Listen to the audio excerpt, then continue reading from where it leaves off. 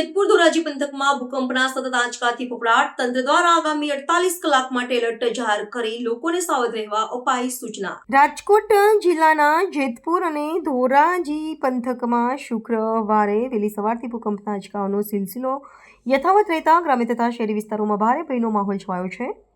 Seismology વિભાગના અહેવાલ મુજબ આ વિસ્તારમાં ભૂસ્તરીય સક્રિયતાના કારણે 3.8ની તીવ્રતા સુધીનો એક પછી એક અનેક આંચકા અનુભવાયા હતા, જેના પગલે સ્થાનિક વહીવટીતંત્ર દ્વારા તાત્કાલિક ધોરણે સુરક્ષા વ્યવસ્થા સઘન બનાવવામાં આવી છે.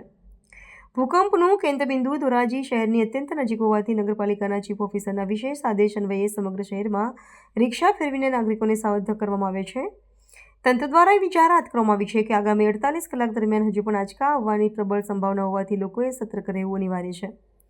આ ઉપરાંત શહેરમાં આવેલી જૂની અને જર્જરિત મિલકતોમાં રહેતા લોકોને તાત્કાલિક સલામત સ્થળે ખસી જવાની તાકીદ કરવામાં આવી છે અને આવી જોખમી ઇમારતોની આસપાસ અવરજવર પર પ્રતિબંધ ફરમાવવામાં આવ્યો છે.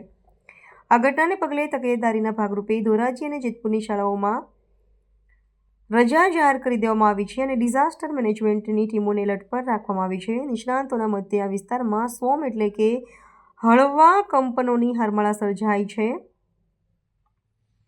લોકોએ ગભરાવાને બદલે સાવચેતી રાખવાની જરૂરી છે. વહીવટીતંત્ર દ્વારા લોકોને અફવાઓ પર ધ્યાન ન આપવા અને કટોકટી સમયે સત્તાવાર સૂચનાઓનું પાલન કરવા અનુરોધ કરવામાં આવ્યો છે. કોઈ તો આવનારા 48 કલાક દરમિયાન ભૂકંપના આંચકા આવવાની સંભાવના છે.